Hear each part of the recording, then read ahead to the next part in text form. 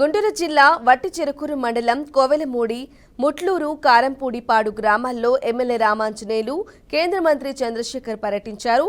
వరదల కారణంగా దెబ్బతిన్న పంట పొలాలను పరిశీలించారు.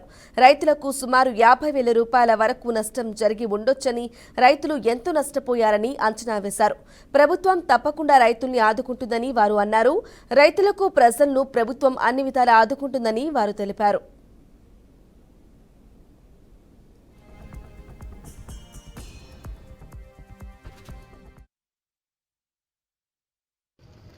గుంటూరు ఛానల్ ఎక్స్టెన్షన్ చేయటం, అదేవిధంగా మోడర్నైజేషన్ చేయటం, ఈ రెండు ప్రైమరీ.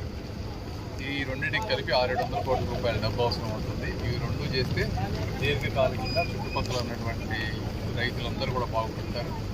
అదేవిధంగా సకాలంలో ప్రతి సంవత్సరం కూడా కాలువల్లో పూడికలు తీయడం, గట్టులు రీఇన్ఫోర్స్ చేసి గట్టులు ఇట్లా వరదలు వచ్చినప్పుడు కొట్టుకుపోకుండా చేయడం, ఇవన్నీ చేయాలి. అది కూడా జనవరి నుంచి మార్చి మధ్యలో చేయాల్సిన అవసరం ఉంది. అలాంటివన్నీ ఇవన్నీ కూడా 1 by 1 చేయడానికి ఏ విధంగా నిధులు తీసుకురావాలి రాష్ట్రం ఉన్నటువంటి పరిస్థితుల్లో అనేది మేము ఆలోచిస్తూ ఉన్నాం.